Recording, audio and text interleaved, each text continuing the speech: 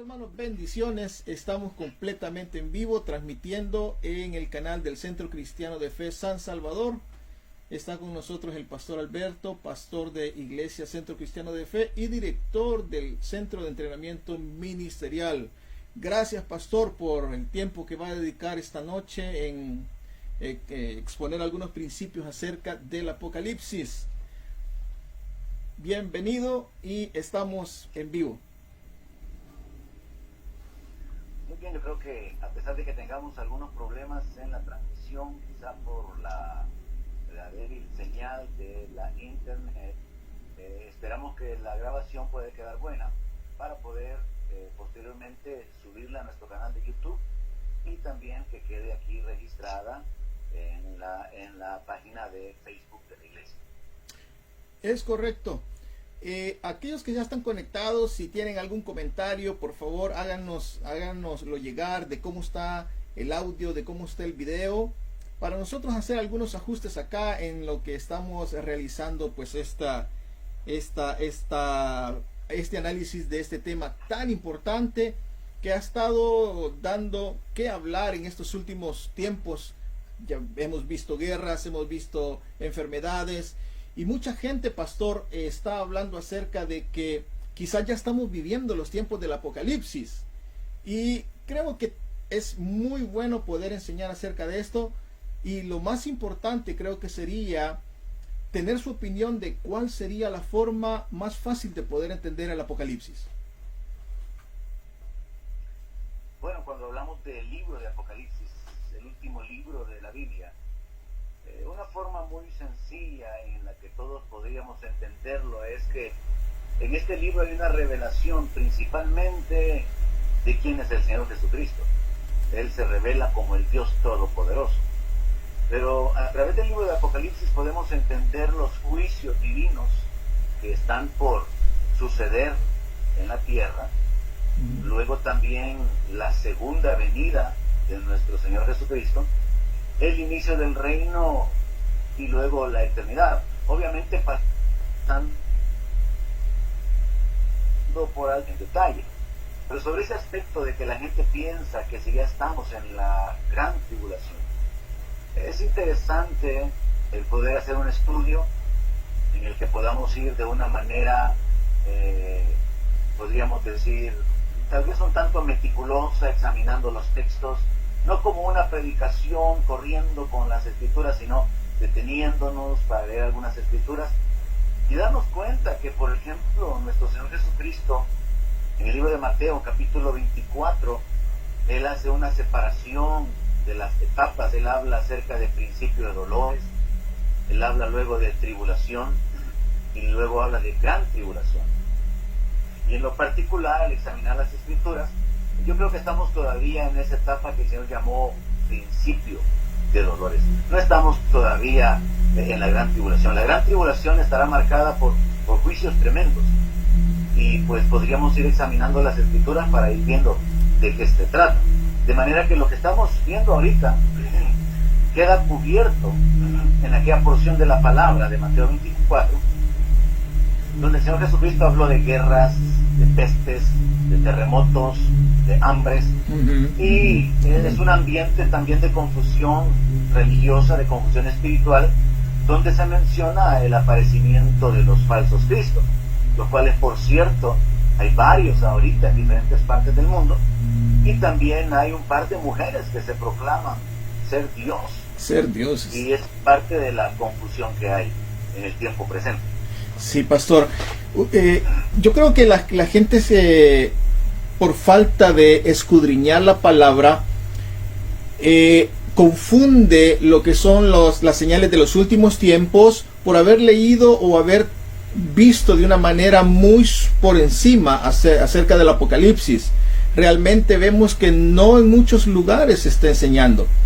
Entonces por eso no nos logramos ubicar y mucha gente dice ya estamos en el Apocalipsis, pero realmente ¿a qué se refiere el Apocalipsis? ¿Es algún tiempo específico que marca esta profecía? Bueno, antes de adentrarnos en esta pregunta, me comentan que probablemente necesitamos mejorar el nivel del audio, así que si se puede hacer algo ahí para aumentarlo Yo por mi parte voy a tratar de hacerlo acá. No sé si se puede hacer algo por ahí. Aquí estamos ya. El nivel del... Aquí estamos ajustando. Ok. Aquí vamos a la respuesta. La palabra Apocalipsis, que es la traducción o el nombre que se le da al último libro de nuestra Biblia en español, en realidad significa revelación. Así que cuando hablamos del Apocalipsis, contrario a a la intención o a la idea que se le da a través de algunas películas, así como que ya viene el Apocalipsis, ya viene la hecatombe, ya viene el fin del mundo. Apocalipsis significa revelación. Entonces no podemos decir que ya estamos en el Apocalipsis, porque el uso de la palabra sería incorrecto, basándonos en el entendimiento de que esto nos habla de una revelación. Y lo que encontramos en el libro de Revelación, que es el último libro de la Biblia, es la revelación de nuestro Señor Jesucristo como el Dios Todopoderoso, aquel que estuvo muerto, pero resucitó y que tiene las llaves del infierno y de la muerte. Pero también encontramos la revelación que se le da a Juan de las cosas que habrían de suceder en los tiempos finales. Así que aclarémoslo. Al hablar de Apocalipsis hablamos de revelación, hablamos de la revelación divina, hablamos de la revelación de quién es Jesús, contrario a lo que muchos piensan sobre él, y hablamos de la revelación de los eventos que serán parte del cumplimiento de los tiempos que Dios ya tiene determinados en su trato con la humanidad. Excelente. Entonces significa que hay un reloj de parte de Dios que está marcando los tiempos finales. Y el Apocalipsis vendría a corresponder a algún tiempo específico dentro del reloj de Dios, pastor. Bueno, mucho más amplio que esto. Si lo vemos de esa manera, diríamos que el Apocalipsis, el libro, incluye varias etapas, incluye varias estaciones dentro del programa de Dios, dentro del trato de la humanidad, y de esta manera podemos entender que en el libro de Apocalipsis se nos habla de una manera detallada de lo que va a suceder durante la gran tribulación, que es una etapa marcada y muy clara en este libro. Pero también en el libro de Apocalipsis se nos habla acerca del milenio, otra etapa de la revelación del plan de Dios, del trato de Dios con la humanidad, y el libro termina con la entrada a la eternidad. Así que el libro de Apocalipsis no cubre solamente un tiempo, sino que cubre varias etapas y nos habla de eventos que sucederán en el cielo y también en la tierra. Excelente, pastor, excelente. Entonces, podríamos decir que el tiempo del Apocalipsis corresponde, según al estudiar la palabra, corresponde a la semana 70 que está revelada, de la cual le fue revelada a Daniel. ¿Cómo nos podría usted ampliar un poquito más esta información? Digámoslo de esta manera, para aclararlo, no es que el tiempo de Apocalipsis corresponde a la semana 70, sino en el libro de Apocalipsis encontramos la semana 70 de Daniel, que equivale al periodo llamado Gran Tribulación, y en el libro de Apocalipsis encontramos referencias con relación al milenio, y ahí encontramos referencias con respecto al descenso de la Nueva Jerusalén y la entrada a la eternidad. Ahora, habiendo aclarado esto, en el libro de Apocalipsis se cubren esas tres grandes etapas principales, establezcamos que en el libro de Apocalipsis se nos habla de una manera bastante clara, bastante más amplia, sobre la semana 70, de la cual está escrita en el libro de Daniel, capítulo 9, versículo 27. A Daniel le fue dicho que por una semana habría un personaje que habría de confirmar el pacto con muchos, y que a la mitad de la semana haría cesar el sacrificio y la ofrenda. Y después, con la muchedumbre de las abominaciones, vendrá el desolador hasta que venga la consumación y lo que está determinado se derrame sobre el desolador. Nuestro Señor Jesucristo, haciendo referencia a esto, ahí mismo en Mateo, capítulo 24, Él habló acerca de la abominación desoladora. Y la abominación desoladora es la profanación del templo, el tercer templo que va a ser reconstruido en este tiempo de la gran tribulación, para que los judíos puedan volver a adorar a Dios a través de la forma cúltica del Antiguo Testamento. Y la gran abominación se considera que es específicamente el que el anticristo profane el templo, entre al templo y se proclame como Dios. Entonces, si hemos aclarado que el libro de Apocalipsis ya cubre la semana 70, que es la gran tribulación, cubre el reino milenial y nos introduce a la eternidad, entonces podemos decir que en el libro de Apocalipsis lo que encontramos es una descripción de todos los eventos que ahorita están como a punto de comenzar y de sucederse uno al otro. Estamos como en la antesala, y ciertamente podemos ubicar la semana 70 de Daniel en el libro de Apocalipsis, comenzando en el capítulo 6, con la manifestación del anticristo. Porque esto es lo que va a determinar la semana 70, que habrá un personaje, el anticristo, se presenta como que fuera Cristo, hace un pacto con los judíos, hace un pacto de paz, pero ese pacto va a ser roto a la mitad de la semana, o sea, cuando hayan transcurrido 3 años y medio. De manera que Israel va a tener paz durante 3 años y medio, pero Israel va a ser perseguido durante los siguientes 3 años y medio.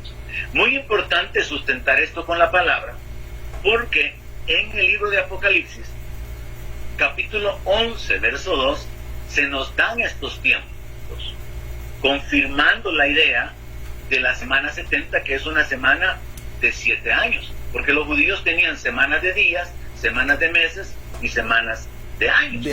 Así que la semana 70 es una semana de años, son 7 años. 3 años y medio de paz por causa del pacto que el anticristo va a realizar con Israel, de manera que los palestinos, los árabes, van a convivir de alguna manera por causa de la mediación o de la intervención de este personaje. Pero a los 3 años y medio ese pacto se rompe y entonces los judíos van a tener que huir, como también la escritura lo menciona. Textos que sustentan esto de los tiempos son Apocalipsis 11.2. En Apocalipsis 11.2 a Juan se le dice que el patio que está fuera del templo hay que dejarlo aparte, no hay que medirlo porque ha sido entregado a los gentiles, porque ellos van a hollar, van a pisotear la ciudad santa 42 meses.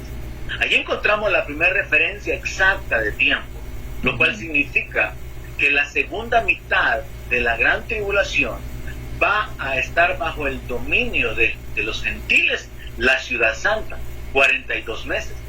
Y eso significa exactamente 12 meses, más 12 meses, más 12 meses, lo cual nos lleva a 36 meses, más 6 meses que encontramos los 3 años y medio. Esos 3 años y medio también son el mismo tiempo bíblico, según Apocalipsis 11.3, para el ministerio de los 2 testigos.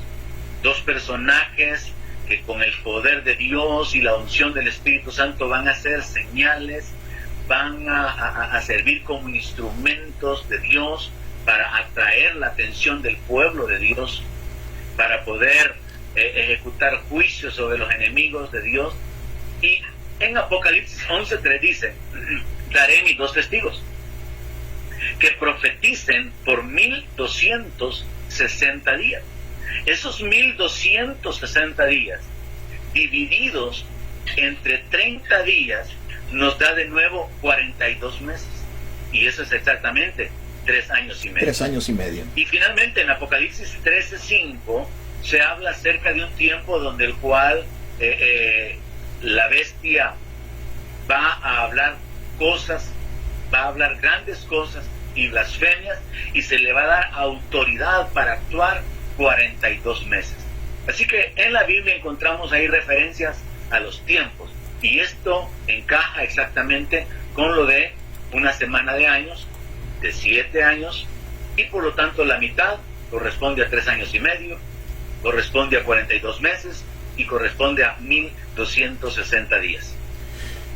como usted nos acaba de decir, pastor, significa que el tiempo descrito en Apocalipsis se va a dividir en dos periodos de 42 meses cada uno, 3 años y medio. El tiempo de la tribulación, nada más. El tiempo de la tribulación, correcto. Entonces tenemos el tiempo de la tribulación y el tiempo de la gran tribulación, que son totalmente diferentes. En realidad, yo no lo llamaría de esa manera. Muchos maestros de la palabra hacen esa separación. Exacto. Y yo creo que la razón es que al final como que se intensifican los juicios de Dios.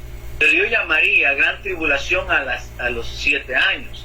Pero ciertamente desde el comienzo de la semana hay hambres, hay mortandad, hay una cuestión tremenda en cuanto a la carestía de los alimentos, y comienzan a darse una serie de eventos con la apertura de los sellos donde la gente va a sufrir. Entonces no me gustaría dividirlo así, aunque el Señor Jesucristo habló de habrá tribulación y luego habló de habrá gran tribulación, pero al final es como irrelevante. Llamemos gran tribulación a ese periodo de 7 años y sepamos que particularmente para los judíos será un tiempo de persecución, de padecimiento, y que para la gente, para los gentiles, será un tiempo de gran mortandad. Amén. ¿Habrá algún versículo, pastor, en la Biblia que nos ayude a entender más claramente el nivel de, por decirlo así, de sufrimiento que va a haber en ese periodo de tiempo? El nivel de sufrimiento. Sí, porque muchas veces las personas dicen, no, si ya estamos viviendo una gran angustia de lo que se describe en el Apocalipsis, las pestes y todo eso. Pero ¿será que realmente ya llegamos al nivel de lo que se va a sufrir en esa época?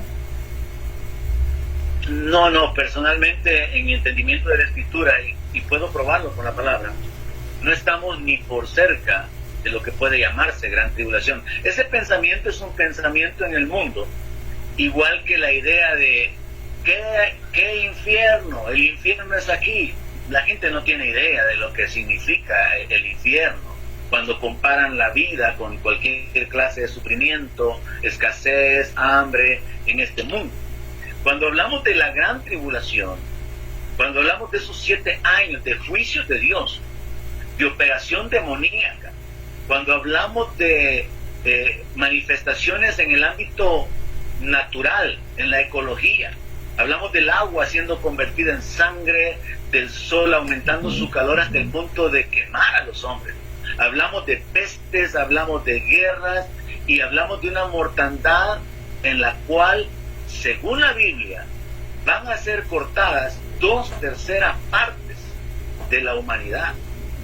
Entonces, por más que se hagan números con respecto a la gente que ha muerto en las guerras, por más que se hagan números acerca de la gente que ha muerto en las pestes, y aún haciendo un estudio de los juicios de Dios en contra de los enemigos, como aquellos 185,000 asirios a los cuales un ángel de Dios destruyó en una sola noche, por más números que hagamos, nada se compara. Y por eso el Señor Jesús dijo, porque habrá una gran tribulación la cual no ha habido jamás en la tierra. Es algo inimaginable para nosotros el padecimiento que viene. Ahora, para aquellos que puedan estar realmente interesados y tomando nota, en Zacarías capítulo 13, verso 7, está una profecía que tiene que ver con el cumplimiento de los juicios de Dios en la gran tribulación. Y por eso, en lo personal, yo considero que es justo que como pastores podamos advertirle a la gente, predicar a Cristo, predicar la salvación, predicar el arrepentimiento para poder ser salvos, porque lo que viene sobre la tierra es algo incomparable con nada de lo que ya ha sucedido. Si este virus ha causado un trastorno a la economía, ha llenado de pánico a la gente, ha afectado grandemente la vida de millones de personas, imaginémonos un ambiente donde habrá operación demoníaca, habrá guerra simultánea, habrá escasez de alimentos, carestía y una serie de juicios donde el propósito es traer castigo por causa de la maldad y donde ya Dios tiene definido. Como dije, Zacarías 13:7, levántate, oh espada, contra el pastor y contra el hombre, compañero mío, dice Jehová de los ejércitos. Hiere al pastor y serán dispersadas las ovejas, y haré volver mi mano contra los pequeñitos. Es una profecía con respecto al Señor Jesucristo y su muerte. Verso 8.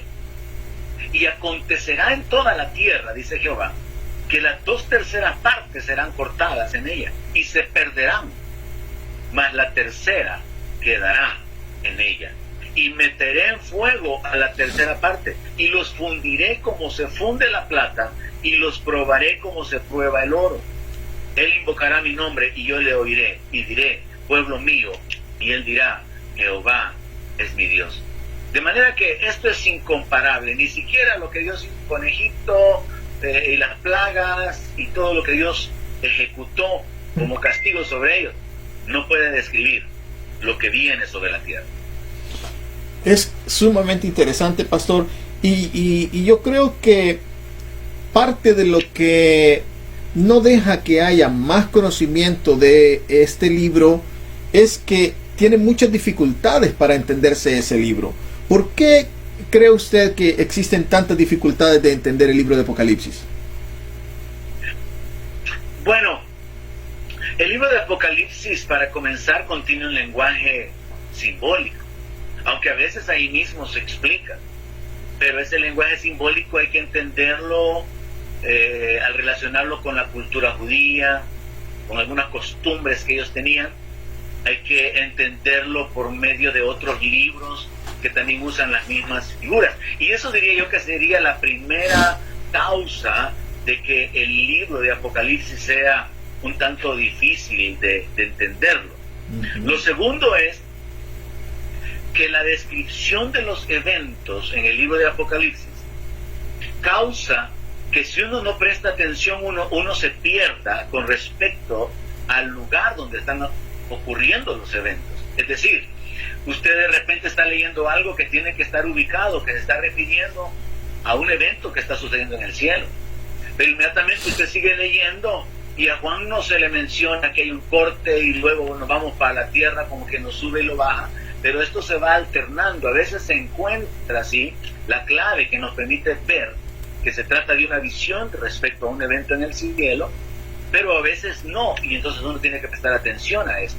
Esa es la segunda complicación, que se alternan los eventos entre el cielo y la tierra. La tercera causa de que el libro de Apocalipsis sea difícil de entender es que no hay una secuencia cronológica exacta en orden. Por ejemplo, el capítulo 11, que es la mitad del libro, comienza exactamente a los 3 años y medio con la manifestación de los 2 testigos, y el capítulo 11 termina con el ministerio de los 2 testigos, el cual, según el mismo capítulo, va a durar 1260 días. O sea que, en otras palabras, nos lleva hasta el final de Apocalipsis. Pero cuando volvemos al capítulo 12, se vuelve a retomar la secuencia de eventos que hace falta que se den en la segunda mitad de la gran tribulación. Esa sería la tercera razón por la cual el libro de Apocalipsis es difícil de entender.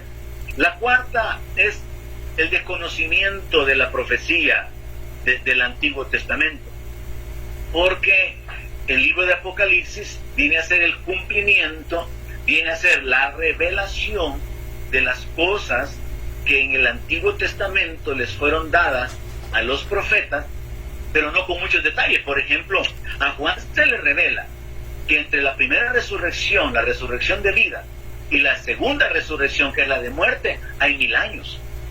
Pero a Daniel no se le dijo eso. A Daniel, al final del capítulo, solo se le dice: muchos van a resucitar, unos para gloria eterna y otros para vergüenza eterna. Entonces esa es la cuarta razón por la cual yo considero que el libro de Apocalipsis se vuelve un tanto difícil de entender. Hay que conectarlo con los otros libros proféticos del Antiguo Testamento. En otras palabras, estamos hablando que para poder hablar del Apocalipsis, pastor, se necesita ser diligente, escudriñar mucho, conocer la cultura judía y pues compenetrarse bastante en lo que es el conocimiento de la palabra. Eso es sumamente interesante. Ahora, Una clave sería, Dios ha prometido dar sabiduría y Dios puede revelarnos, y Juan habla acerca de la unción que está en nosotros y nos enseña, y si alguien diligentemente escudriña, Daniel hizo eso. Daniel no entendió la escritura, pero Daniel hizo algo. Daniel se dedicó a leerles la palabra, a orar y a ayunar, pidiéndole a Dios entendimiento, porque él no entendía. Pero Dios no solamente le dio una revelación, sino que Dios envió un ángel para explicarle todas las cosas. Así que ciertamente lo que hace falta es que el pueblo cristiano tome un poco de diligencia en escudriñar el libro de Apocalipsis, escudriñar los libros de los profetas, entendiendo, tal y como está escrito en la Biblia. El apóstol Pedro dice que Dios al apóstol Pablo le reveló cosas difíciles que los inconstantes y los indoctos tuercen. Entonces, al tener esa gran cantidad de lenguaje simbólico, el libro de Apocalipsis se presta para que cualquiera, presumiendo de su capacidad de interpretar, pueda asegurar ciertas cosas, y está torciendo las escrituras porque no las está conectando, sino simplemente está asegurando que eso es lo que dice, aunque no puede probarlo con otros escritos. Pero sí podemos decir, diligencia, oración, un corazón hambriento de Dios, van a causar que la revelación pueda ser dada. No es un libro que tendríamos que tener temor de predicar o tener temor de leer, sino al contrario, estar interesados en conocer qué es lo que hay escrito. Amén. Usted acaba de decir algo muy interesante, pastor, y es con respecto a que algunas veces se tuerce la palabra, y escudriñando, escuchando, encontramos tres opiniones acerca de la iglesia con respecto al Apocalipsis.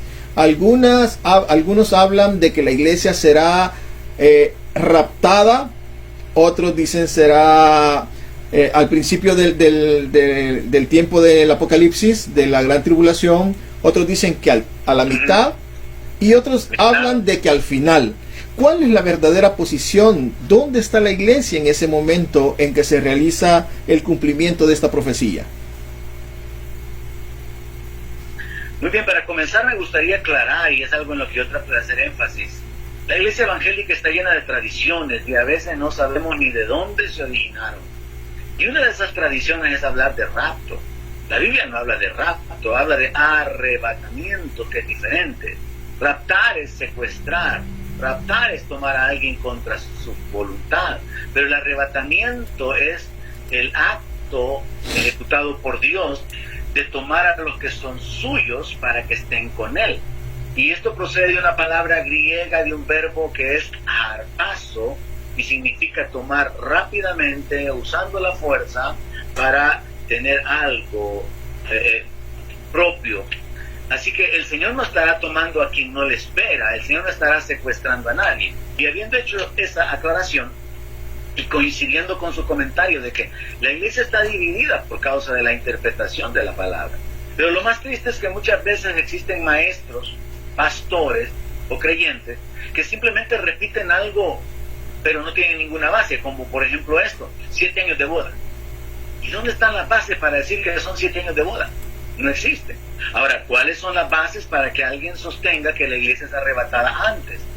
Vamos a procurar que a través de la serie que procuramos desarrollar, vamos a ir descubriendo esos detalles, pero tendríamos que tratar también y tener los argumentos bíblicos de aquellos que consideran, no, la iglesia se queda a la mitad de la gran tribulación, y la iglesia tiene que pasar la mitad, y a la mitad va a ser arrebatada. Ok, ¿cuáles son las escrituras que pueden probarnos esto?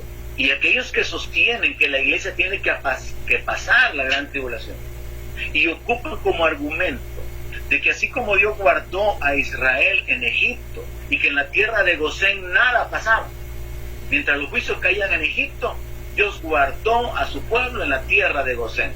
Ocupan simplemente una interpretación arbitraria. No hay ningún verso en la Biblia que nos hable de la iglesia en la gran tribulación siendo guardada.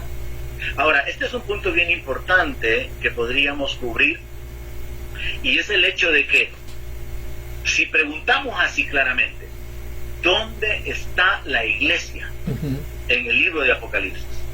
Algunos dicen que está en la gran tribulación, pero ¿dónde está la iglesia? Yo quiero mostrarle dónde está la iglesia en el libro de Apocalipsis. En el libro de Apocalipsis, en el capítulo 5, en el versículo 8, se nos habla de un evento que va a desarrollarse en el cielo. Curiosamente, este es un evento que se nos narra y se nos describe antes de comenzar a dar todos los detalles del inicio de la gran tribulación, con la apertura del primer sello y la manifestación del anticristo. Así que leemos Apocalipsis 5:8 y ahí dice así: y cuando hubo tomado el libro, los 4 seres vivientes y los 24 ancianos se postraron delante del Cordero. Todos tenían arpas y copas de oro llenas de incienso, que son las oraciones de los santos, y cantaban un nuevo cántico diciendo: digno eres de tomar el libro y de abrir sus sellos. Están cantándole al Cordero, porque el Cordero fue digno. Después de que Juan lloraba mucho, él fue digno de abrir los sellos, de traer la revelación.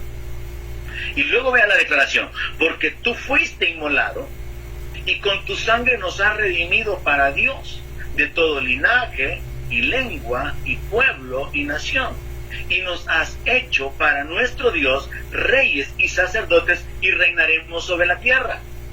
Y miré y oí la voz de muchos ángeles alrededor del trono, y de los seres vivientes y de los ancianos, y su número era millones de millones, que decían a gran voz: el Cordero que fue inmolado es digno de tomar el poder, las riquezas, la sabiduría, la fortaleza, la honra, la gloria y la alabanza.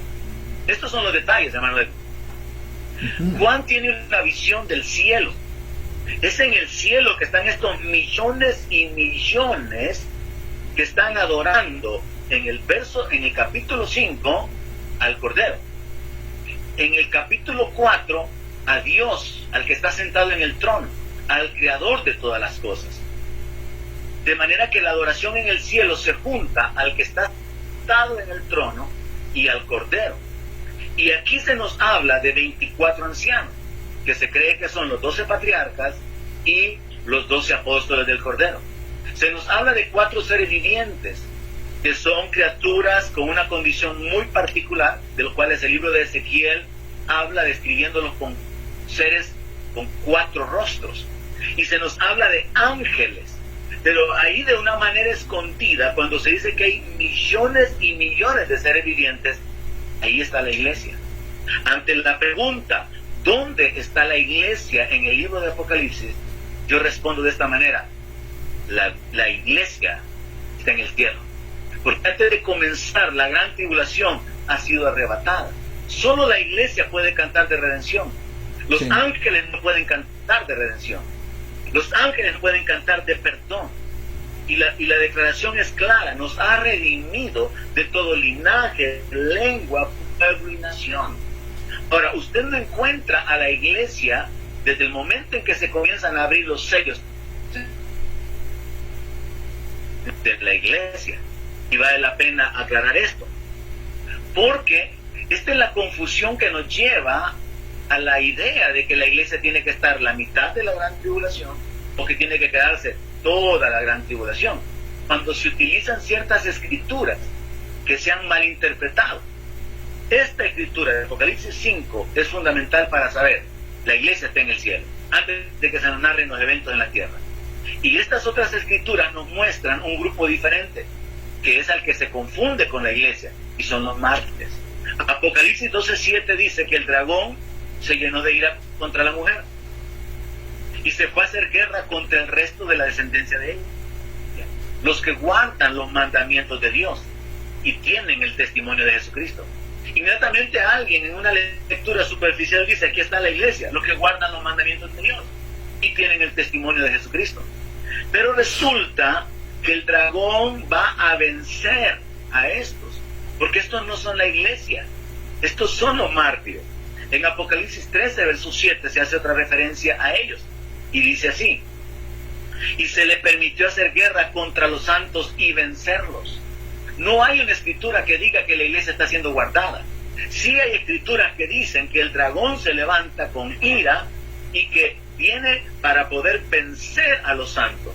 Y dice que se le dio autoridad sobre toda tribu, pueblo, lengua y nación. Así que una clave para poder entender dónde está la iglesia durante todo este periodo de la gran tribulación es que comencemos separando los grupos que hay y el trato que Dios tiene con cada grupo. La iglesia son los redimidos, comprados con la sangre de Cristo. Los judíos son los israelitas, y aunque a veces se habla en términos generales de todo Israel, solamente hay un grupo que son los judíos piadosos que están esperando al Mesías. Sí. Los gentiles son los inconversos, y de estos gentiles habrá una gran cantidad que van a morir por causa del Señor y se van a convertir en parte del cuarto grupo, mártires. Pero otros de ese tercer grupo de los gentiles van a morir por su pecado y en rebeldía contra el Señor. Así que no tendríamos que confundir esto, porque cuando hablamos de los mártires hay otras escrituras como Apocalipsis 6:9, donde se habla acerca de los que fueron decapitados por causa de la palabra, que claman por venganza, y en el 11 se les dice que ellos tienen que ser muertos como el resto de sus consiervos y hermanos. Así que, ¿dónde está la iglesia en el libro de Apocalipsis? En el capítulo 5, antes de que comience toda la gran tribulación. Amén, amén. Qué bueno. Yo creo que otros versículos que también al analizarlos nos pueden ayudar a entender que la iglesia ya no va a estar en la época de la gran tribulación son aquellos como en los cuales se nos instruye como iglesia a orar por nuestras autoridades, a someternos a nuestras autoridades. Y si en el tiempo de la gran tribulación o de la tribulación el gobierno va a estar dirigido por el anticristo, creo que es ilógico que la iglesia esté orando y sometiéndose a la autoridad del enemigo. Es correcto. Podríamos quizá ir, en la medida que vayamos avanzando con todo esto, ir dando detalles e ir agregando argumentos, como por ejemplo, tradicionalmente, volviendo de nuevo a las tradiciones evangélicas, existe el pensamiento de que cuando la iglesia sea quitada, va a ser quitado el Espíritu Santo, porque el Espíritu Santo es el que detiene la manifestación del anticristo. Y entonces tendremos que entrar en detalles y poder llegar a la conclusión, con bases en la Biblia, de que es cuando la iglesia se quita que el hombre de iniquidad se manifiesta, porque es la iglesia, el cuerpo de Cristo, el que está impidiendo la manifestación del anticristo. Entonces, cuando la iglesia es arrebatada, el anticristo viene para poder ejecutar su voluntad y para poder dominar sobre el mundo entero, algo de lo cual ya se está hablando y desde hace algunas décadas atrás se viene hablando de un gobierno mundial. Amén. Eso es cierto, se viene hablando, incluso han hecho especulaciones de que es este fulano y sutano, y se han dado incluso hasta nombres, pero pues todavía no es manifiesto quién es. Yo creo que sería bueno, pastor, a analizar, mejor dicho, cuáles son las bases que sostienen que la iglesia está en la tierra durante la gran tribulación. Eso nos ayudaría a entender un poquito mejor. En lo particular, y aunque podemos ir ahondando en esto, aunque es irrelevante, porque yo me doy cuenta que las bases son algunas escrituras que son torcidas en su interpretación. Fíjense que, por ejemplo, algunos que sostienen que la iglesia se queda durante la mitad de la gran tribulación ocupan Apocalipsis capítulo 11, cuando los dos testigos son arrebatados, y dicen que esos dos testigos son símbolos de los santos del Antiguo Testamento y de los santos del Nuevo Testamento. Entonces, ese tipo de interpretación es la que causa el problema, y de esa manera es que se sustenta una posición o una doctrina y se hace correr, y quienes la reciben por no escudriñar la palabra van a repetirla sin saber que realmente existen fundamentos para poder sostener que la iglesia va a ser arrebatada antes, de lo cual también tendríamos que entrar en alguna serie de detalles y de escrituras, porque los que sostienen que la iglesia se queda y es arrebatada a la mitad de la gran tribulación, y los que sostienen que es arrebatada hasta el final, tendrían que examinar los argumentos que podemos ir exponiendo más adelante, próximamente, para poder ver que la palabra de Dios tiene bases para establecer que Dios quiere guardar a la iglesia, y que la forma de guardarla es sacándola antes de la gran tribulación, y la iglesia regresa con Cristo en la segunda venida. Son detalles, son piezas en el rompecabezas que tienen que irse agregando. Ahora, continuando con la respuesta de su pregunta sobre la base de los que sostienen que la iglesia se queda en la tierra durante la gran tribulación, en lo particular, a través de estudios que he realizado sobre esta corriente, hay algunos que piensan que una de las claves para poder entender lo del arrebatamiento son las trompetas. Y entonces, cuando se toca la séptima trompeta, según Apocalipsis 11, 15, se dará la segunda venida de Cristo. Y como esa segunda venida de Cristo está marcada como el final de la gran tribulación, entonces la gente se ubica, ok, séptima trompeta, final de la gran tribulación. Y como Pablo mencionó en 1 Corintios 15, en el verso 52, que una trompeta va a sonar, y él mencionó la final trompeta, inmediatamente en la lógica humana se conecta final trompeta, séptima trompeta. Ok, entonces Pablo habló de resurrección de muertos de una manera incorruptible, y Pablo habló de transformación de los cuerpos de los creyentes que están vivos. Y en el momento que usted mezcla la séptima trompeta de Juan con la final trompeta del apóstol Pablo, se da un desorden escatológico, es decir, en el orden de los eventos, porque ya no tiene sentido el pensar que la iglesia sea arrebatada al final si el Señor viene para establecer su reino en la tierra. ¿Qué sentido, qué lógica hay que el Señor arrebate a la iglesia al final de la gran tribulación? Porque ¿para qué queremos irnos hacia el cielo si el Señor viene para la tierra a establecer el reino milenial? Entonces ya no cuadra la lógica, y por eso es que hay que ir escritura tras escritura. Ahora, una de las claves para aquellos que sean diligentes en escudriñar la palabra sería detenerse en Apocalipsis 11, verso 18, porque habiendo tocado la séptima trompeta, se dice, voy a leer desde el verso 15, el séptimo ángel tocó la trompeta y hubo grandes voces en el cielo que decían, los reinos del mundo han venido a ser de nuestro Señor y de su Cristo. Ciertamente, al final de la gran tribulación, todos los reinos van a venir a ser de nuestro Señor Jesucristo. Y Él va a reinar por los siglos de los siglos. En el verso 18 se dice, se airaron las naciones. Las naciones a estas alturas ya, siendo que el libro de Apocalipsis en el capítulo 11 nos llevó hasta el final de la gran tribulación, ya se airaron, se levantaron, se rebelaron contra Dios. Y el verso 18 continúa diciendo, y tu ira ha venido. O sea que viene la ira de Dios, el día de Jehová, el día de venganza, el día de juicio. Y se le agrega, y el tiempo de juzgar a los muertos. Esto está insertado a la mitad de la gran tribulación.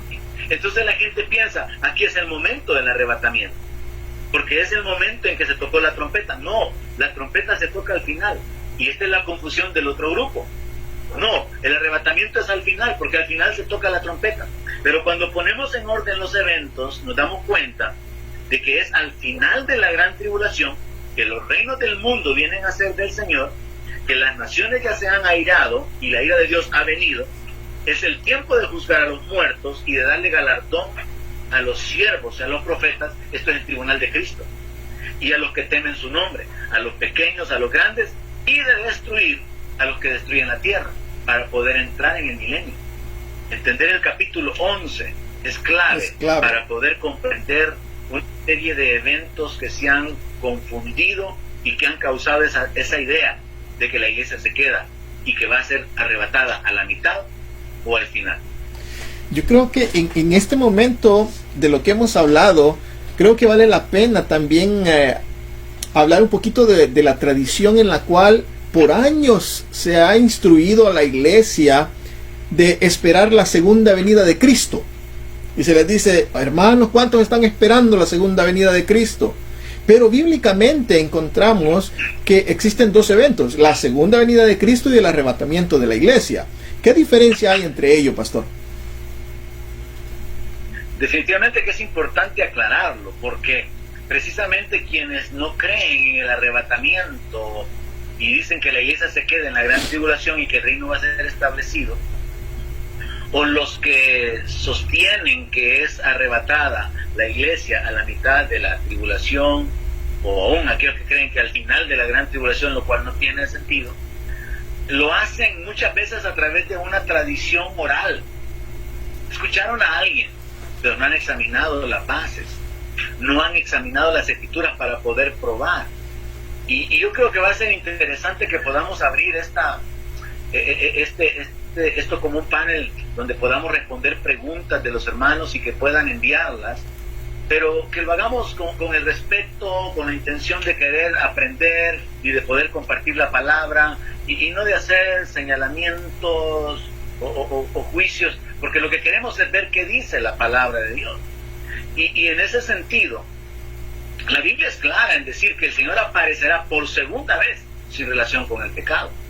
Porque en la primera vez Él apareció en debilidad. Él apareció como el Cordero de Dios que quita el pecado del mundo.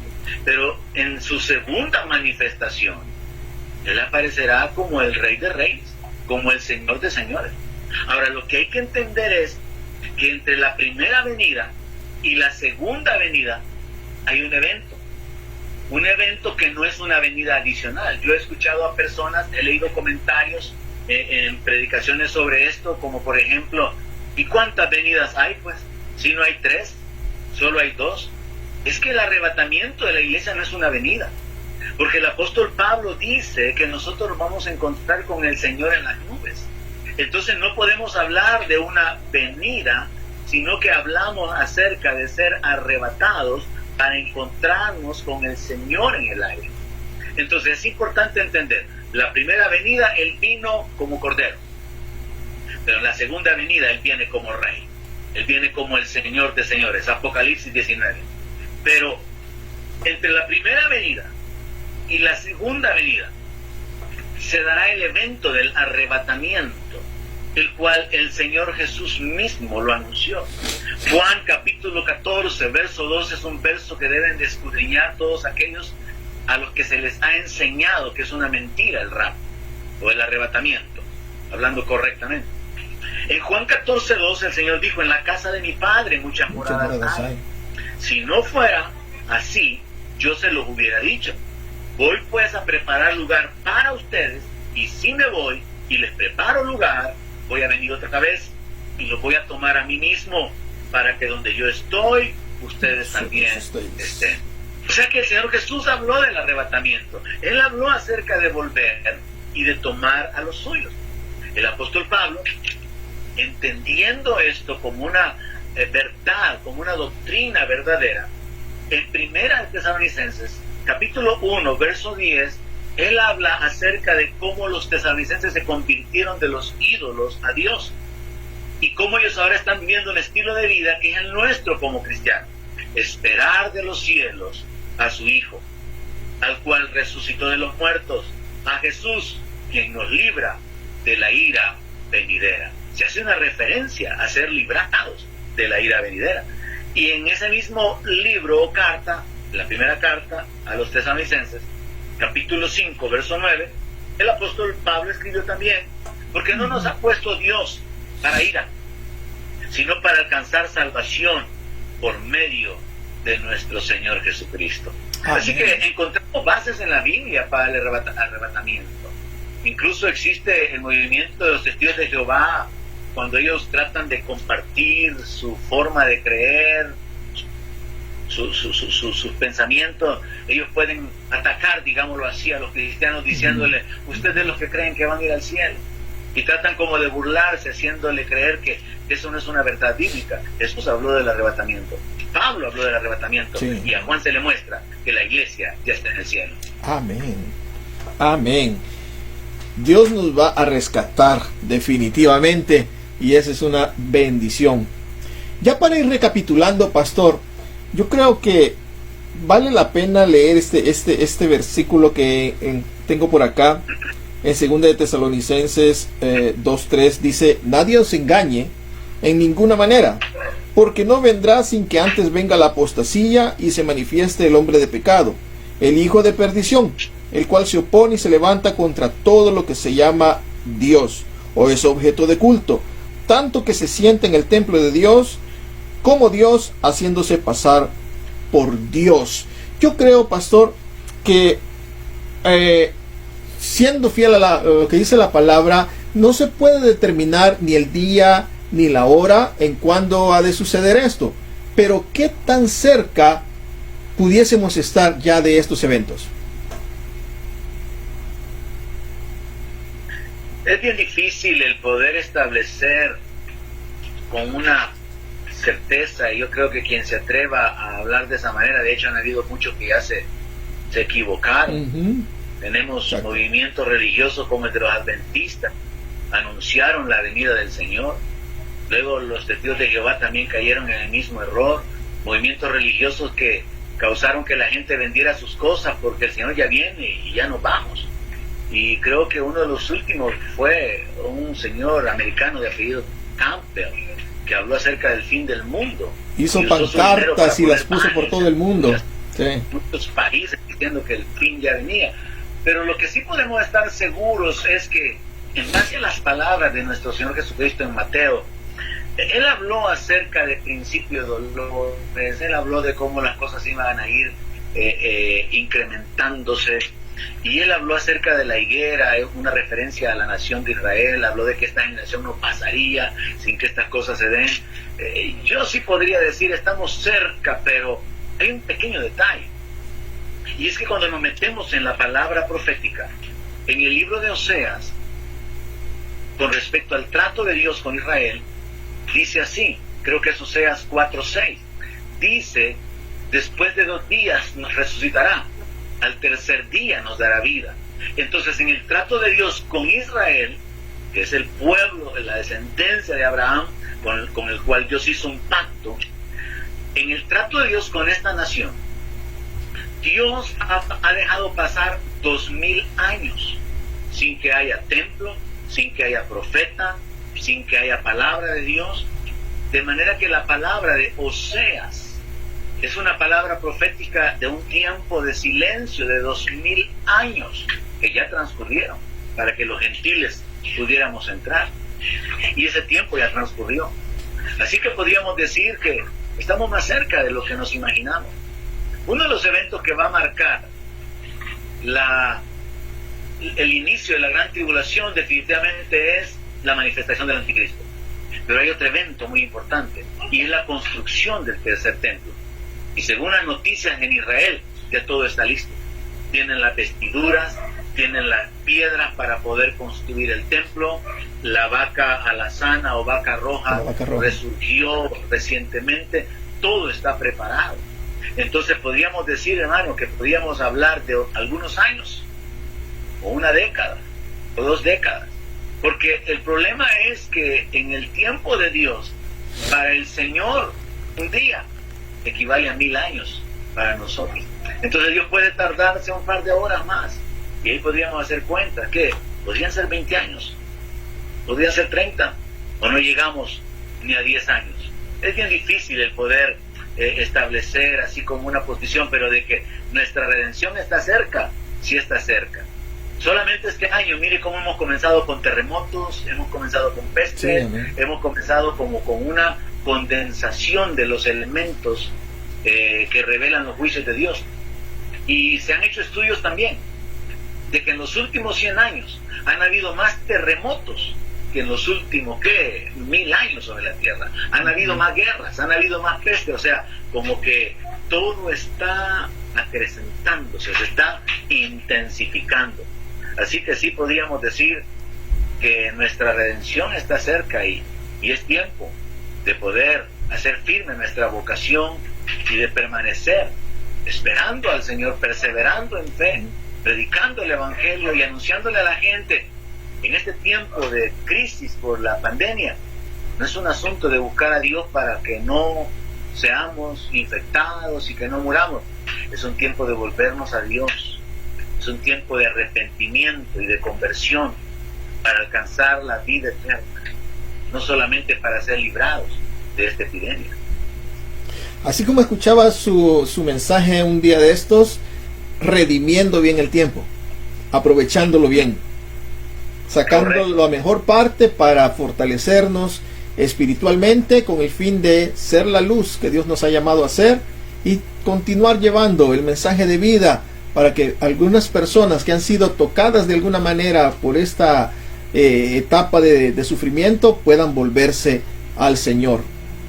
Pastor, también hay que entenderlo como alarmas, hay que entenderlo como la palabra se está cumpliendo y entonces tenemos que predicarlo de esa manera. Lastimosamente yo veo a algunos pastores que solamente están guiando a la gente para que hagan una oración para ser protegidos de este virus, pero no están diciéndole a la gente: arrepiéntase, vuélvase a Dios, busque a Dios mientras puede ser hallado. Y ese es el mensaje que tiene que ser predicado. El mensaje de Juan el Bautista, el mensaje de nuestro Señor Jesucristo, el mensaje de los apóstoles fue: arrepiéntanse porque el reino de los cielos se ha acercado. Y todas estas señales y situaciones que se están dando en el mundo, a nosotros nos confirman: el reino de los cielos está más cerca de lo que cualquiera puede pensar. Y el mensaje que debe de predicarse es arrepentimiento. Volverse de los ídolos a Dios. Amén, amén. Pastor, esto ha sido interesante. Yo creo que muchos de los que están conectados han de estar queriendo más, pero yo creo que sería bueno dejarlos así con aquella cosita de conectarse la próxima vez que continuemos viendo este tema. Yo creo que nos podemos poner de acuerdo quizás para el próximo viernes y lo estaremos anunciando ahí en el canal del Centro Cristiano de Fe. ¿Cuándo va a continuar esta enseñanza con el pastor Alberto acerca del Apocalipsis? Es correcto, podemos detenernos por el día de hoy y pues hago la invitación para que hermanos que de veras tienen esa hambre y ese corazón sincero, genuino de querer conocer la palabra, hagan sus preguntas. Hay mucho que hablar sobre este tema, hermano Edwin.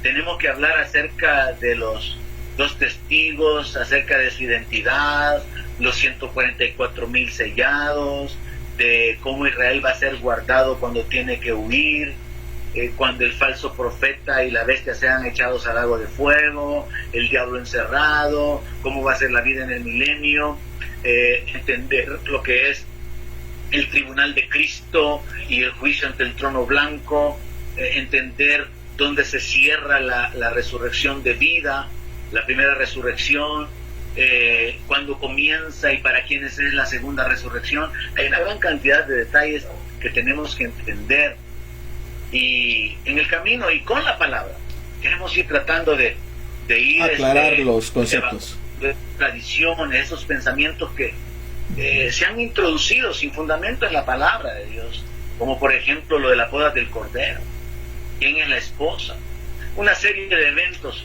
Pero sí, al hacerlo, yo quiero dejar bien claro, como pastor y como ministro de la palabra, yo creo que en este tema nadie debería atribuirse la facultad de poder hablar con una total autoridad y conocimiento, porque las cosas reveladas nos pertenecen a nosotros, pero las ocultas le pertenecen a Dios. Amén. Y uno puede hacer su mejor esfuerzo en ver cómo la palabra se conecta y que esto tiene sentido.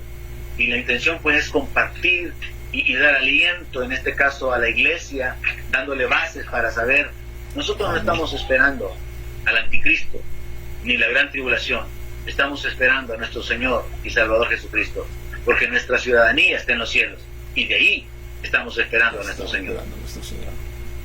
Amén. Gracias, pastor. No queda más que despedirnos de todos aquellos y agradecer a todos aquellos que han estado en sintonía, que han estado conectados.